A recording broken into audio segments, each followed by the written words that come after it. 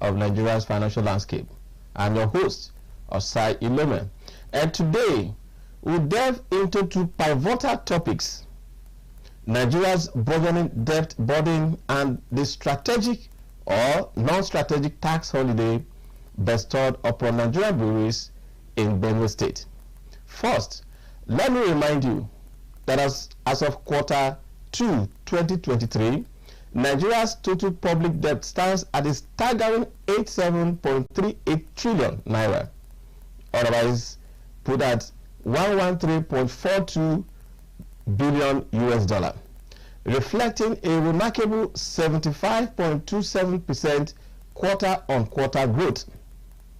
The composition of this public debt includes both external debt at 33.25 trillion naira, otherwise 43.16 billion US dollar, and domestic debt put at 54.13 trillion naira or 70.26 billion US dollar.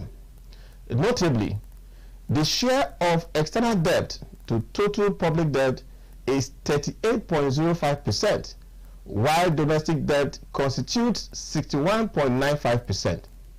On the other hand, Benue State, known for its fertile lands, aims to attract investors through tax incentive. And we are asking on this program, is it a good strategy or is it a game of cards? Again, you will recall that last week, the state government granted Nigerian breweries a tax holiday encouraging the company's return to its former location along the Makurdi-Gboko Road. Now, speaking during that program, the managing director of Benue Investment and Property Company Limited, Dr. Raymond Asemekaha, emphasized the state's commitment to creating a business-friendly environment, including a one-stop shop for ease of doing business. Nigerian breweries, while acknowledging the state's effort, considers the challenges associated with immediate production resumption, but remains open to exploring the incentives offered it. And I can tell you these are interesting times. However, I'll be joined by Godfrey Ajayi Sunday, our business and economy analyst, to shed light on these developments. More so, let me announce to you that in this special week of celebrating President Tinubu's 1 year in office, we will be doing a special review of the ease of doing business on our zonal business and economy report segment. And I have, as usual, Sonny Onaji, Market Movers Editor-at-Large and Project Analyst, to share with us his findings from the zones. Don't go anywhere. Join us as we unravel the intricacies of debt management, tax policies, and economic resilience in Nigeria's economy. Stay tuned for an enlightening discussion on Market Movers. But I will be back after this short break. Don't go anywhere.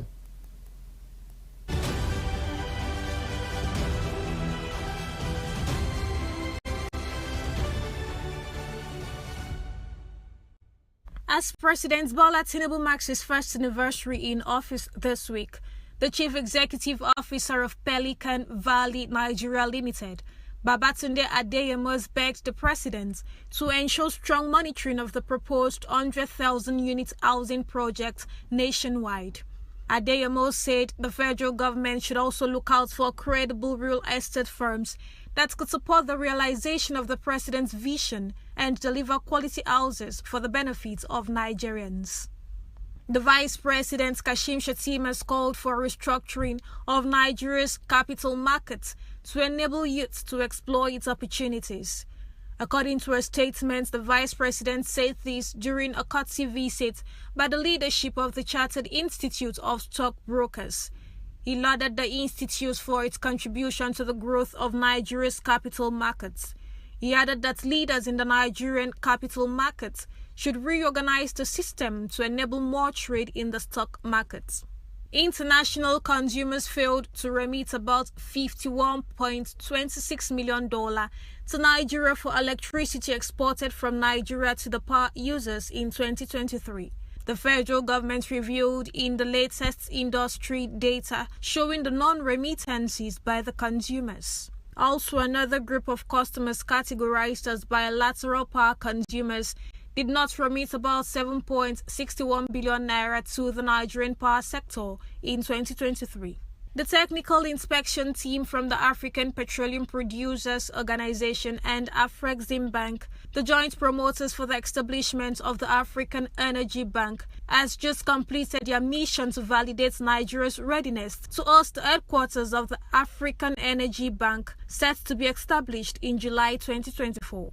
This comes as President Bola Tinubu has approved a $100 million investment by Nigeria for Class A shares in the proposed AEB, the Federal Ministry of Petroleum Resources announced. 1 year after assuming office, some major economic policies taken by the government of President Bola Ahmed Tinubu have put many Nigerians on the edge, with fears that the effect will lead more people into the poverty bracket.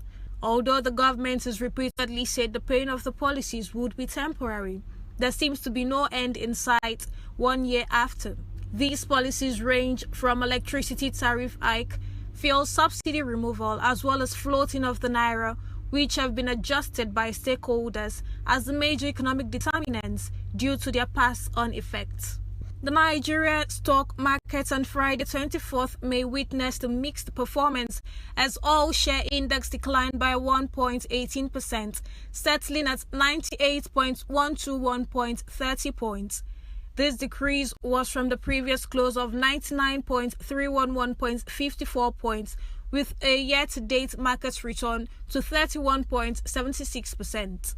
The market's capitalization stood at 55.823 trillion naira on May 24, 2024. The performance across sectors was mixed. Some sectors gained ground while others faced declines. Investors closely monitored sectors such as banking, oil and gas, consumer goods and technology. Pension funds and institutional investors remained optimistic about Nigerian equities. Anticipation of record profits from banks driven by the naira's devaluation contributed to this positive sentiment.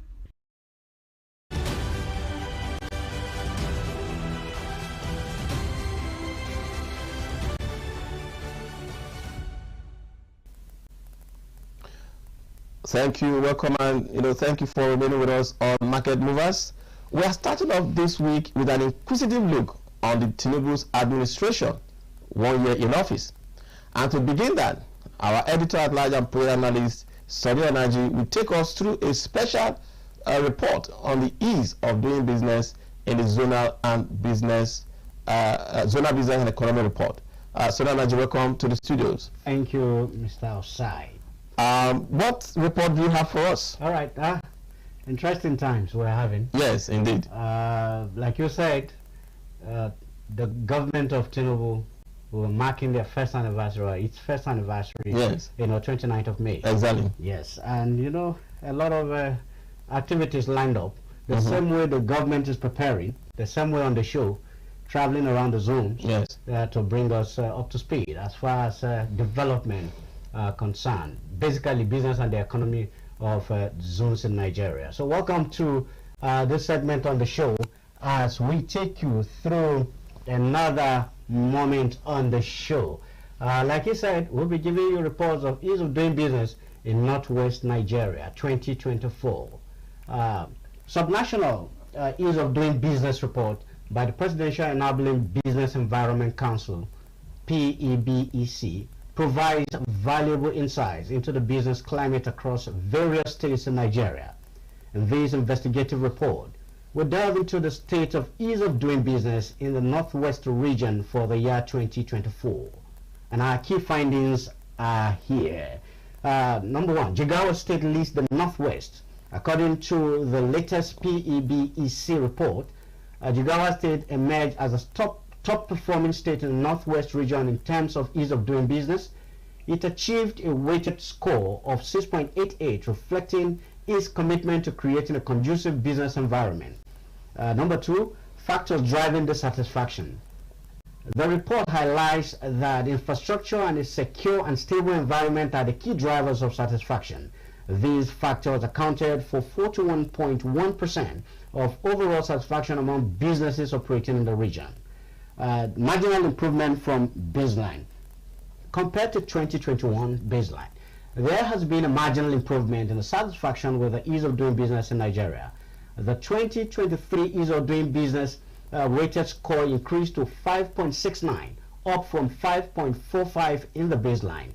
Sector-specific variation. You know, it has to do with sectors. Yes. You know, I haven't looked at the broad indices. We now focus on a particular sector. While satisfaction levels vary across business size, there is noticeable dispersion in satisfaction across sectors. Okay. Let's look at some of these sectors. Some sectors may face unique challenges that impact their ease of doing business. State ranking in Northwest as at 2024. Okay, we did say Jigawa is leading with 6.88. Jigawa State takes the lead in Northwest region, demonstrating a commitment to business-friendly policies and infrastructure development. It will interest you to know Sokoto State is number 2, closely following Jigawa State. And before you continue, I think there is a report that Jigawa State currently contributes about 70% to Nigeria's non-oil export, market. Yes. So specifically, that has to do with the ease of doing business, that environment that has been created in Jigawa State. Interesting. Interesting. Okay. We talked about Jigawa State. Let's now move. Like I said, number 2 is Sokoto State. Let's look at what Sokoto has been able to do recently. Okay, can we just bring Sokoto State back? Let me see what Sokoto State has done recently to have, end the number 2 position. Okay, Sokoto State closely follows Jigawa with a commendable score of 6.79. Its effort to streamline processes and enhance investors' confidence contribute to its ranking. Interestingly, again, number 3, Kebbi State, with a score of 6.62. It secures the 3rd position, emphasizing its dedication to improving the business environment. You know, one of the amazing things, I was looking at Kano, being the commercial capital. Yes, I was hoping that Kano should be number 1. Yes, the first among the states. It's at 4, with a score of 6.45. That's incredible. So you might be wondering what exactly is responsible for this, but we'll analyze all of this much later. Strategic innovation have positively impacted its ease of doing business score. Let's look at Zamfara. Zamfara is coming at number 5. Zamfara State with a score of 6.30. Zamfara State's progress reflects its commitment to attracting investments and fostering entrepreneurship. Given the exploit of Governor Nasiru El-Rufai in Kaduna State, how he improved the IGR of the state, I was thinking that Kaduna will also make the top 5th or the top 3 states from that zone. Coming at number 6, Kaduna State with a score of 6.15. Kaduna State's effort to simplify regulatory procedures contributing to its ranking.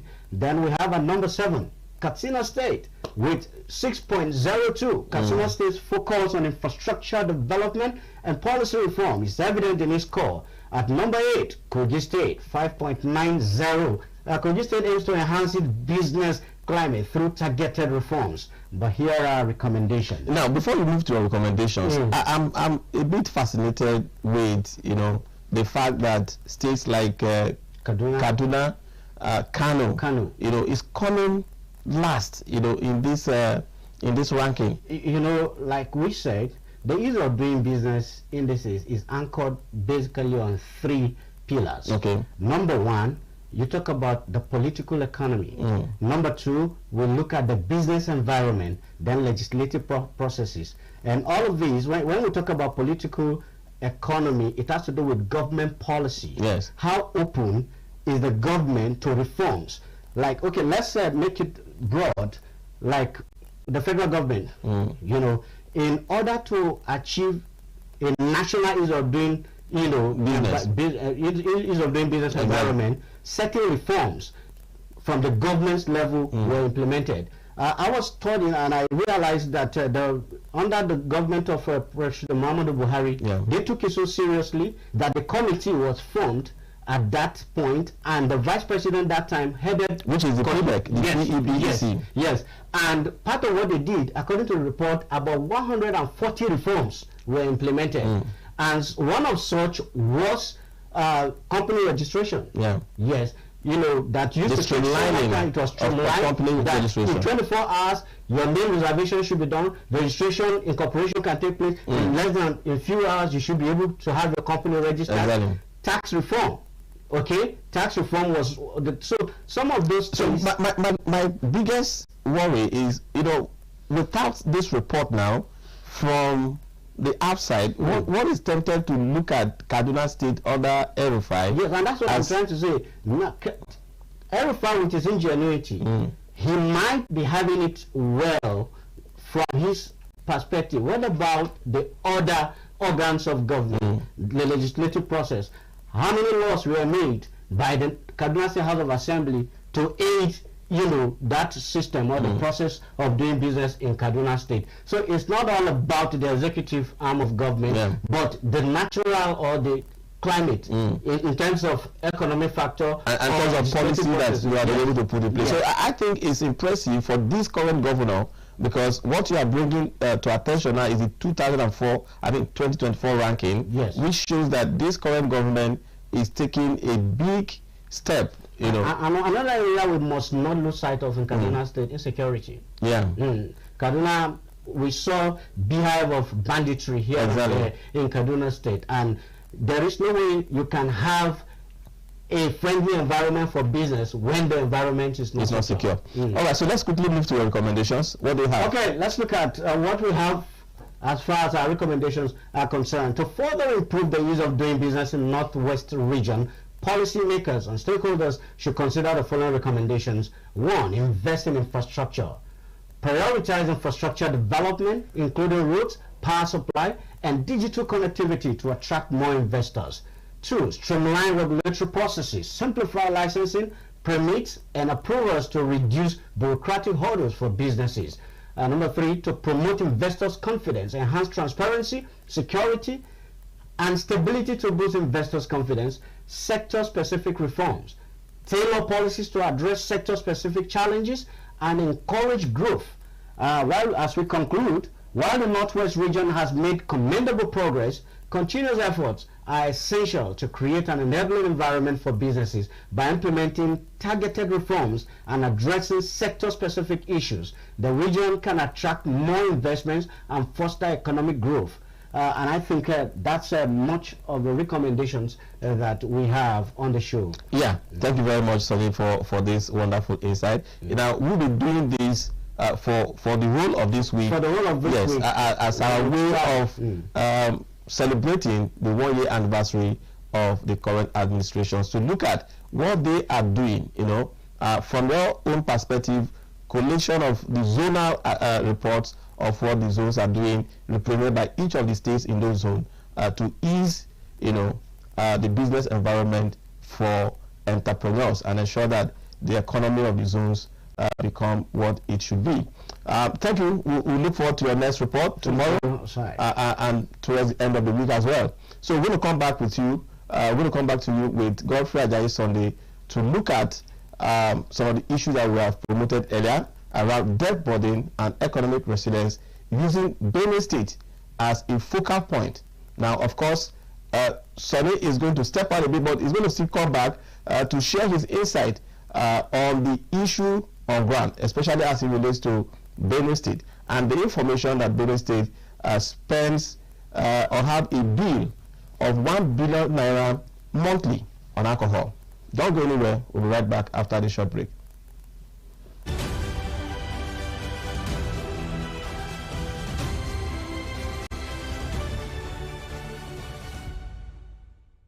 ADBN Smartphone Film Workshop.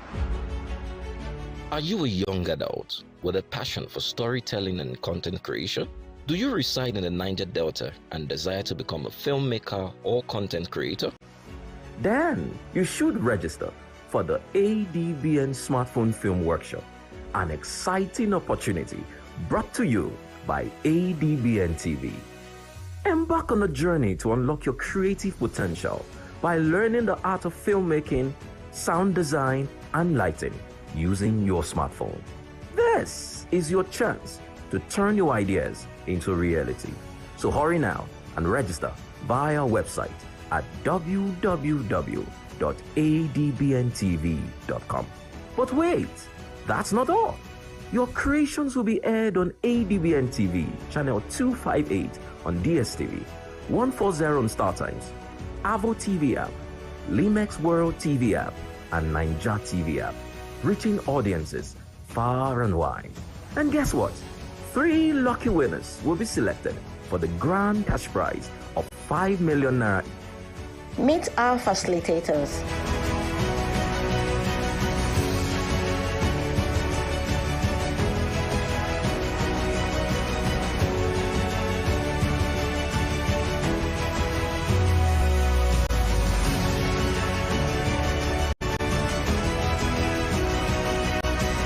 Register now at www.adbntv.com and take the first step towards a future in filmmaking and content creation.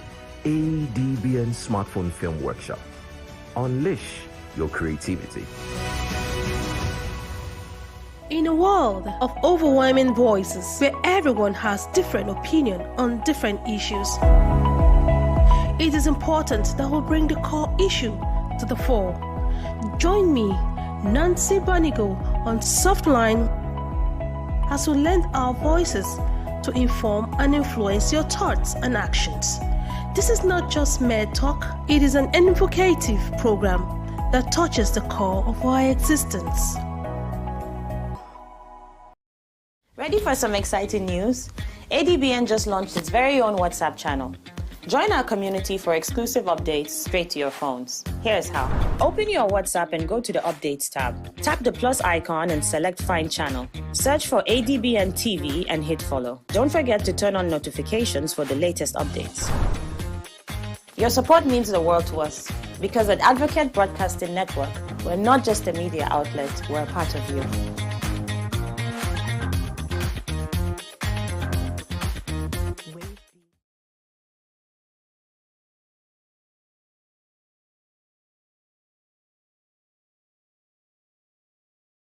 Stay with us on Market Movers, your show that brings you the insight and individuals and institutions that are shaping the markets in the economy and in your neighborhood. We are here with Dr. Godfrey Ajayi Sunday and Solu Onaji, our project analyst and editor at large, will also be joining us to look at the issue of Nigeria's debt burden and the strategic or non-strategic tax holiday that have been given to Nigerian breweries by the Benin State government. Dr. Godfrey, welcome to the program. Yeah, thank you very much, Mr. Stein. It's nice being here today again to look at those topical issues that relate to the nation, especially in this era that we're celebrating 1 year of this government. Exactly. So I want us to begin with, having an overview of Nigeria's debt profile, because there has been a lot of issues since the previous administration of Muhammadu Buhari to this administration of the Tinubu's government. There has been issues about borrowing. Today, we have information about the high rising profile of the debt profile of Nigeria. What is actually the status, so to speak? Yeah, as at 2023, third quarter, the debt to GDP profile is about 81.1 trillion naira. Okay, so and that's made up of both domestic and the foreign debts. Yes. And just as you have rolled out in your report, the local debt, that's talking about treasury bills and bonds, account for about 60% of that debt profile, while the other one is about the international, talking about money from IMF, World Banks, and those other related bodies. That amounts to about 14%. So again, debt, in business is a good thing. Okay. If only you're using it for what it ought to be used for. Okay, but a situation we have today is that debts are stolen, okay, and a lot of corruption issues. I mean, like if you borrow to build a bridge, okay, at the end of the day, you should be able to account for the fact that, look, this is the money I borrow for a bridge, and this is the bridge. But today, you won't see the money, and you will not find the bridge. So that is where the issues are. In the last 2 years, from 2021, the debt started increasing at the rate of 23.1%, and as at the time we look at the count, the debts are around 37% increase. Okay, so you see that the government is running out of ideas. Okay, it's running out of ideas on how to be creative. We have revenue problem, and we have quite a number of triggers that are causing this debt to go up. One of the major issue is the fact that in the last since democracy, we've running a budget deficit. Okay, so but one of the key issues that I wanted to point out is you made mention of the fact that in business, all right, debt is not really a bad thing. It's not a problem. In as much as you are applying those that debt to what you have there's no way you can develop infrastructure without debt. I mean, if you go to countries like Dubai, you know, they are heavily geared, but you can clearly see what they're using the money for. Yeah. So, but here, you know, looking at the debt profile of Nigeria, how does it contribute to the high inflationary rates that we are currently experiencing? Yeah, as we have looked at in previous records, today the food inflation is moving from 40.3% now. From 40.1%. The headline inflation is about 33.2%. Okay, and talking about the NPR. NPR is about 24.5. We're waiting for the next NPR now to know what the new rates will be.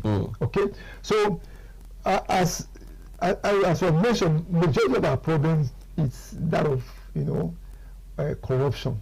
Okay, if you borrow, for example, to set up farms, okay, that should create employment. Okay, and once you engage the people meaningfully, they will now become productive to be able to drive down, you know, those inflationary figures that we talk about.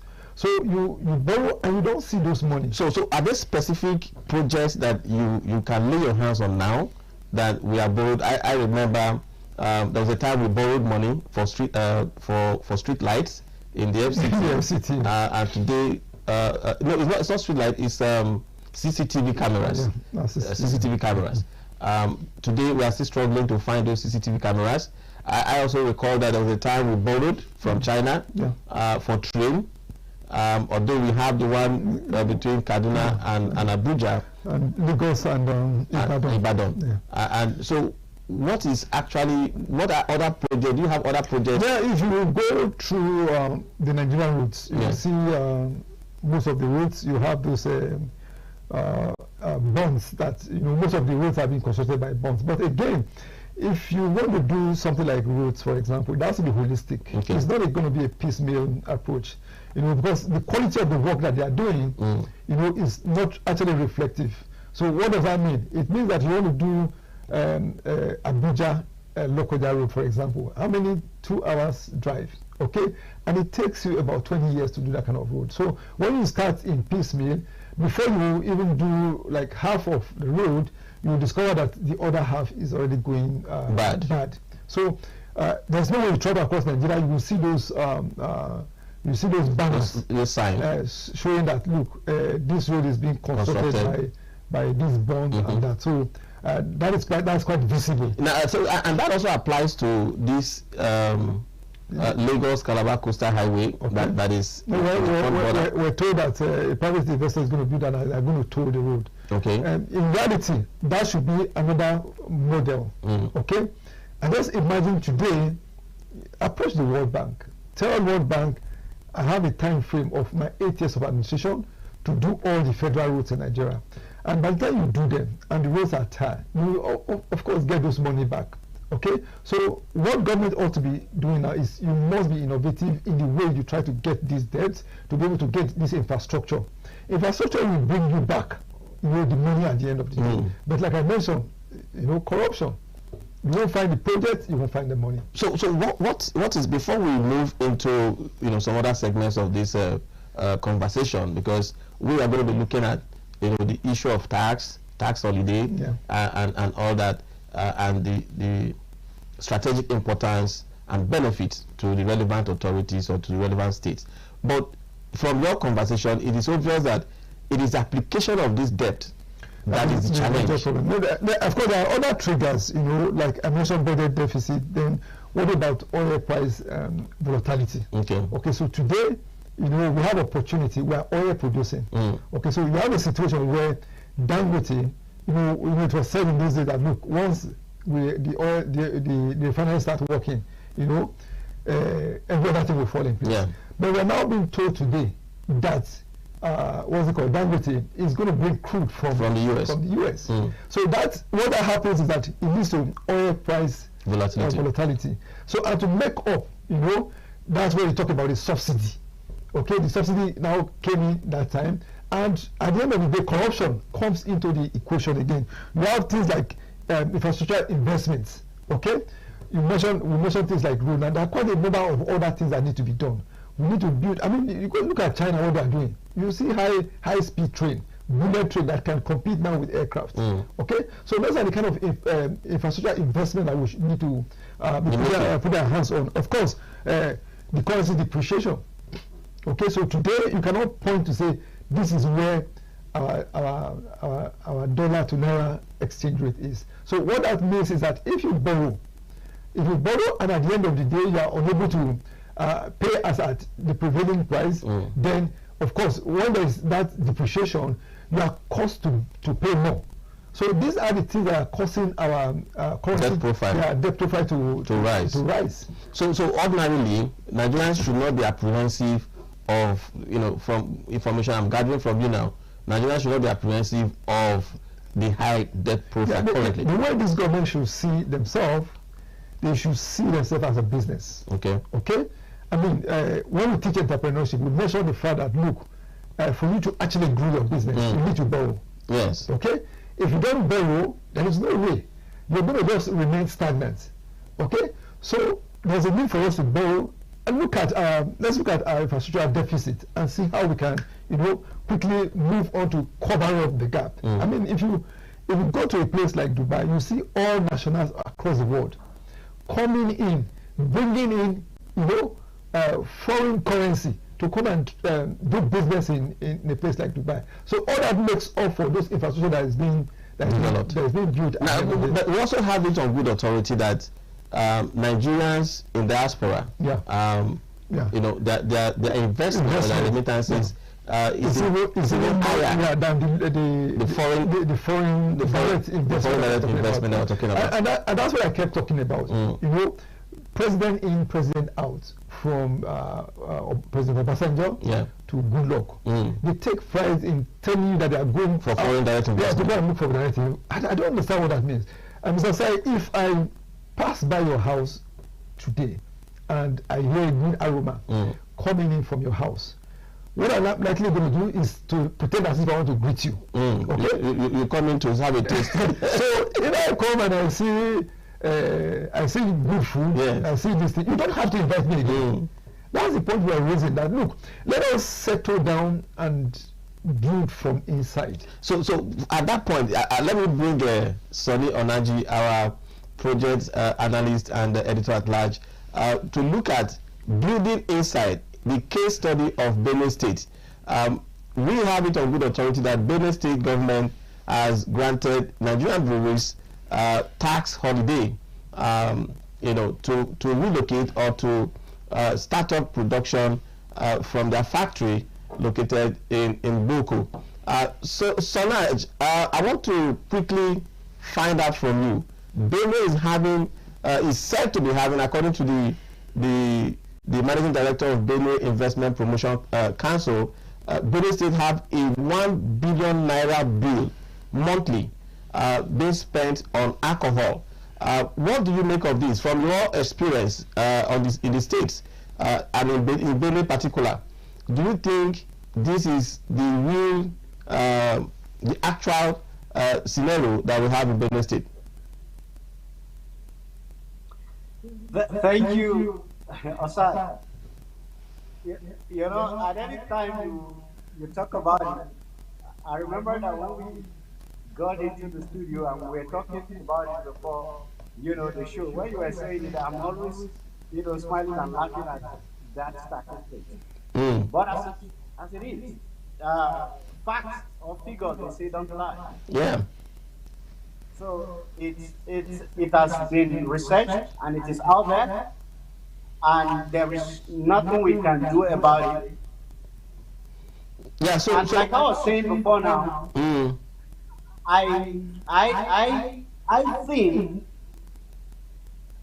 that the figure that is put out in the region of 1 billion naira monthly consumption of alcohol for Benue, as much as a lot of people will frown at it, it is something that even the former governor of the state, talking about Samuel Otom, there was a time he openly came out and accused the people of the state for consuming alcohol, all day. Even as much as it was humorous at that point, that was quite laughable. We could laugh about it and talk about it. But from my experience, we might not say it was overstated, but like I was telling someone, I said, alcohol to some extent is a cultural thing, in Benue State. For all kinds of occasions, from marriages to burial to anything, alcohol is always an integral part. They are part of the listings and requirements that people are meant to present. But to have an escalated consumption, the region of 1 billion naira monthly is to some extent alarming, but there is nothing to worry about. I see it as a problem. What opportunity? Yes. So what are the opportunities? What are the opportunities that we can take away from there for Benue State before I can let you go? Yes, for me, it's now that the government has identified that it is a plus, because there is nothing you can actually do about it. The expenditure is there, the expenditure has come to stay. The people will continue to marry and have alcohol be part of what they do. So, for me, the opportunity is the direction the government is looking at the moment. Recalling Nigerian breweries and giving them that tax waiver or tax holiday to return to production. For economically, it is beneficial to the state. I was talking about Mora. We are exposing the people to excessive consumption of alcohol, and someone tells me that when it comes to business, morality does not really play because the state must earn, the state must make money, and they have identified an area of comparative advantage, if you ask me. So, I think to leverage on it and to boost the revenue of the state. Thank you. All right, thank you very much, Sonia Naji. We'll get back to you tomorrow when you come back to us on your zonal business and economy update with the issue of the ease of doing business in that area. Maybe you look at the North Central where Benue State is part of it, so that we can also identify what Benue State, what is the position of Benue State in terms of the ease of doing business ranking as conducted by the PEBEC. Thank you, Sonia Naji. So long. So let me go back to you, Dr. Godfrey. You talk about building inside. So in this case of Benue State, is it a case of building inside? Well, Nigeria Brewery is chartered in the Nigerian Stock Exchange. Yes. And is one of the leading companies in Nigeria. For me, if there is a consumption of 1 billion worth of alcohol, and they are now trying to attract Nigeria breweries to come and show presence, then it means that they actually have a presence in Benue State, but due to business environment challenges, they had to leave. And so the state government is trying to bring them back, to lure them back to the state. So if they bring them back, one of the things that will be created will be employment. So it means that more Benue people will be employed. Then there will be a boost of economic activities because the people who work around that value chain of that production. Don't forget, it's not only beer that Nigerian breweries produces. They produces the ferros, the malts, and various other drinks. If you look at the economy of Germany today, you see that you know, they are even the originator of the technology for producing of alcohol and other related beverages. Okay, so it means that they can possibly have a good handshake with economy like the German economy. So all that happened, the economy will be boosted, investment will be attracted, and employment will be created. So let's look at the tax holiday that has been given to Benue State. Is a company that has been in operation for years, because from my own understanding about tax holidays, it is expected to encourage new companies, you know, to come into the country or to launch, you know, into a state. Yeah. So, but Benue State has been, I mean, Nigeria Breweries has been in the country, been in the state, and now they have been given tax holidays. Yeah. What drawbacks or benefit will it give to? You know, all these things are about data. You understand? So, I mean, they've been able to work out to say, look, 1 billion is spent on alcohol. Okay, so.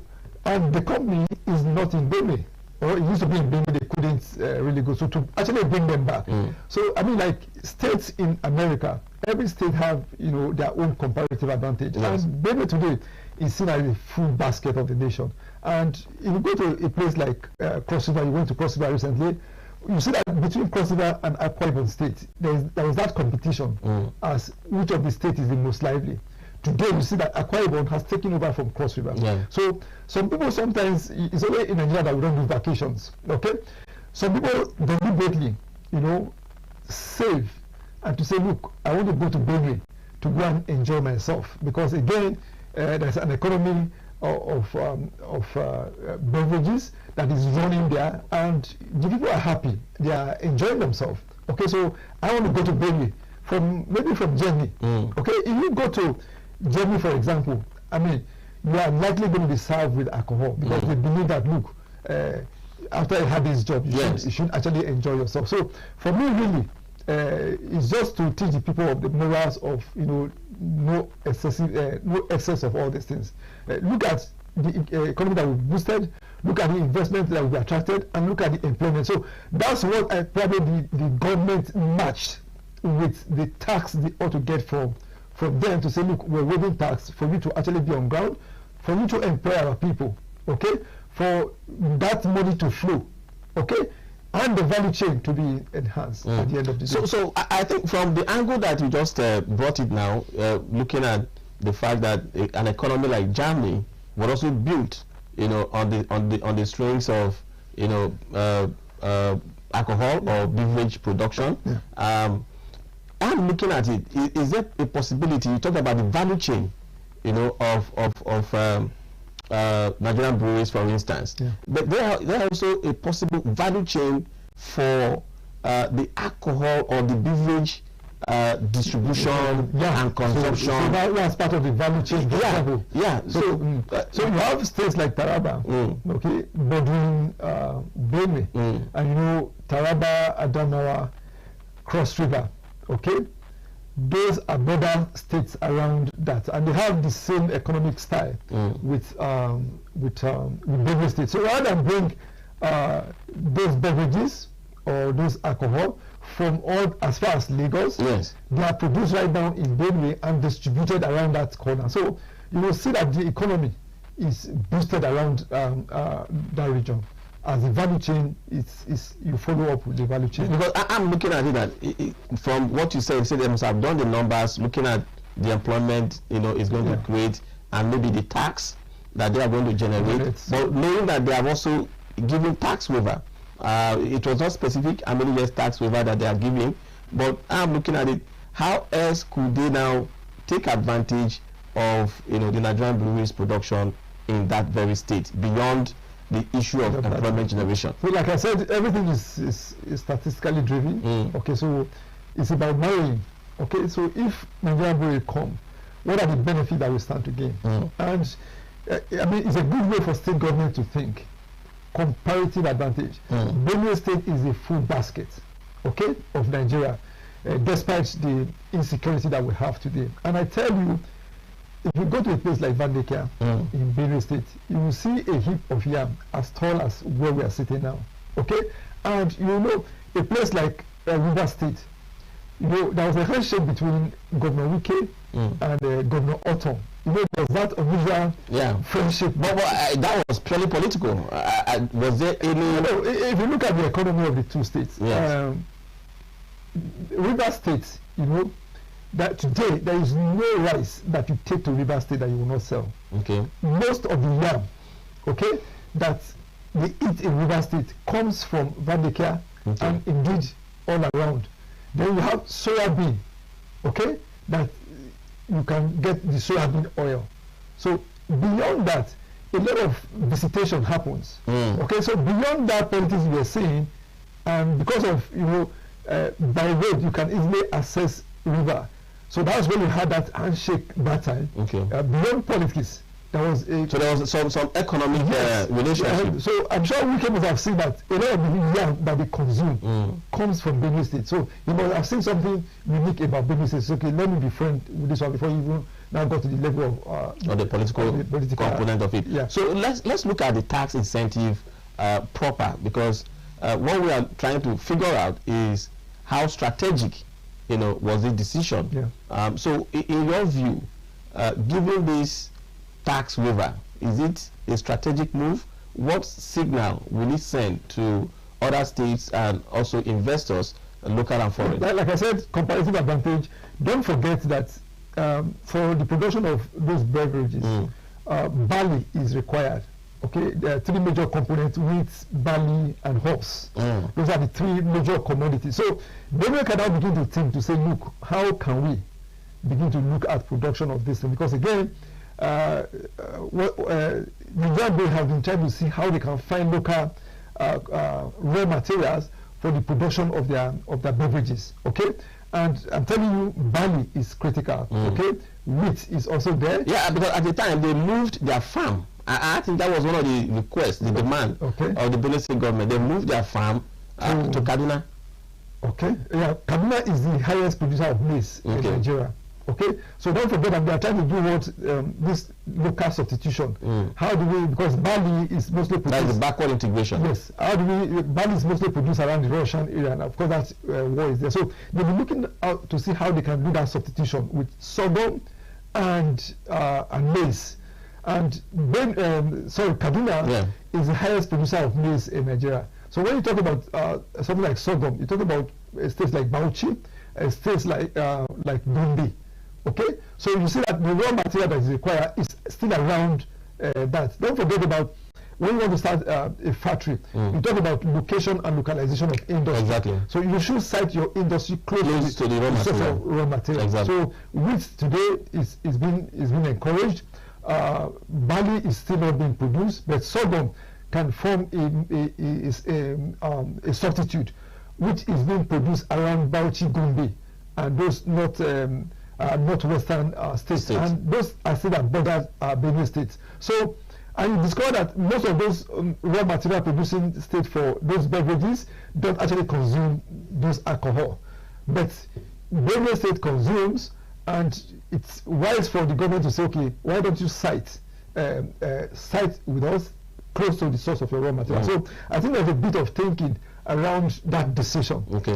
Like I said, if you marry the revenue versus the tax laws, you will discover that the gain is more on the revenue. So you are, by implication, you are saying that this move by Benue State government was strategic. It's strategic. So I think more states should look at where they have comparative advantage and begin to see how they can attract similar companies or companies who have those advantages. I mean, Nigeria is blessed. Okay, you have sorghum today, you have sesame seed.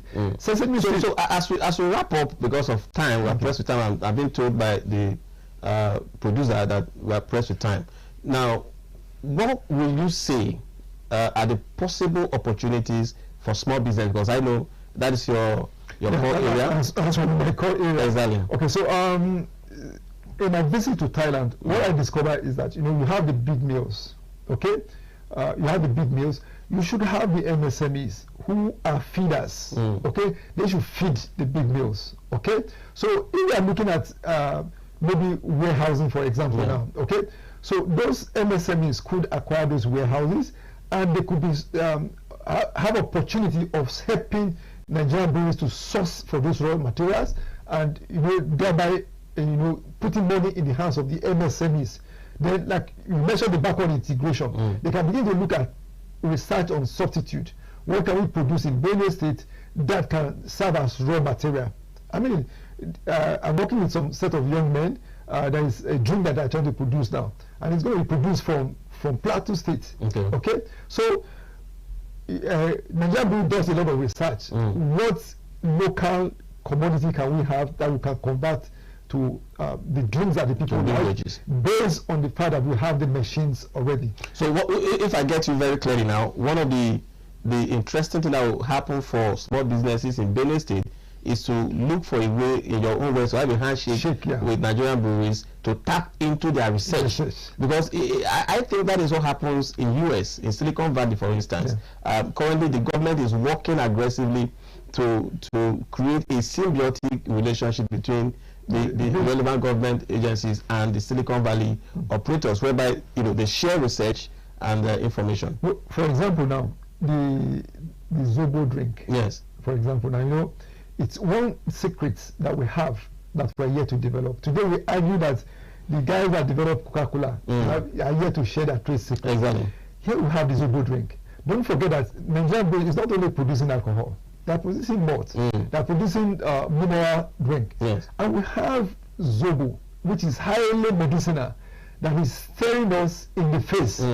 Okay, so it will be an opportunity for the MSME to actually have a handshake to say, look, we can produce the sunflower here. Why don't you look at the research in the drink sector that can help to refine the Zobo drink? Okay, Zobo helps to bring down the high blood pressure, so that many people don't have to. What I discovered recently, which I'm also experimenting on, for those of you who take red wine, okay, soured Zobo. Okay, sour Zobo without sugar is equivalent to the red wine. All right, on that note, thank you very much, Dr. Godfrey.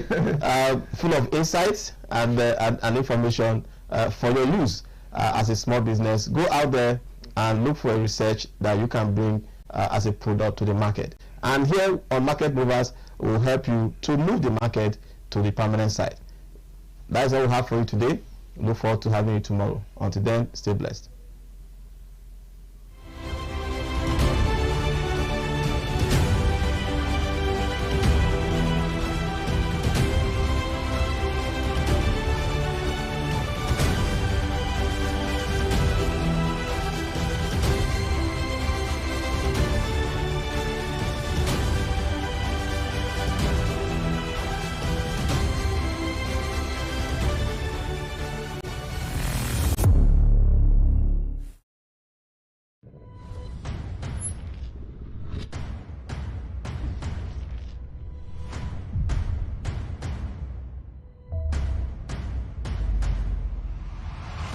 ADBN, Advocate Broadcasting Network.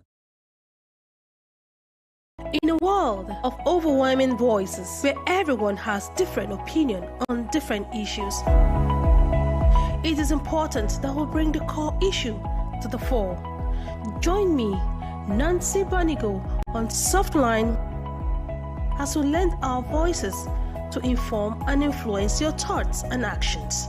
This is not just mere talk, it is an invocative program that touches the core of our existence.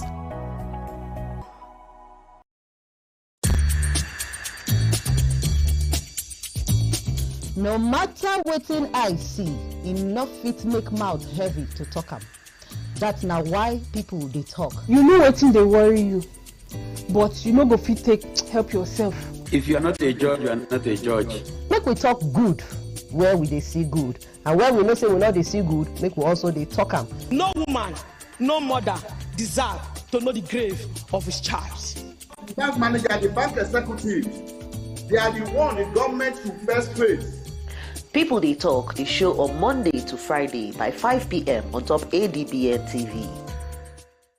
Ready for some exciting news? ADBN just launched its very own WhatsApp channel.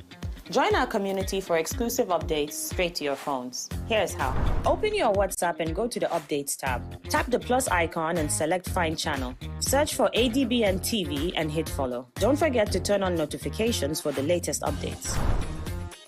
Your support means the world to us because at Advocate Broadcasting Network, we're not just a media outlet, we're part of you.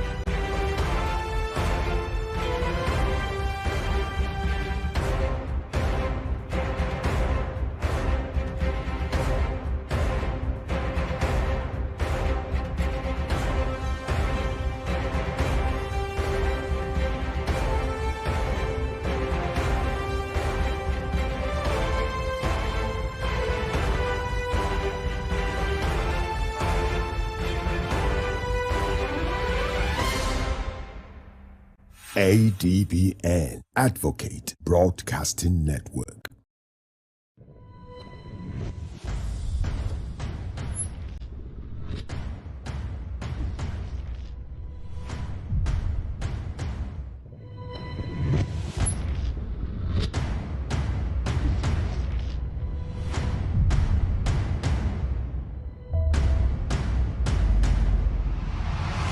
ADBN, Advocate Broadcasting Network.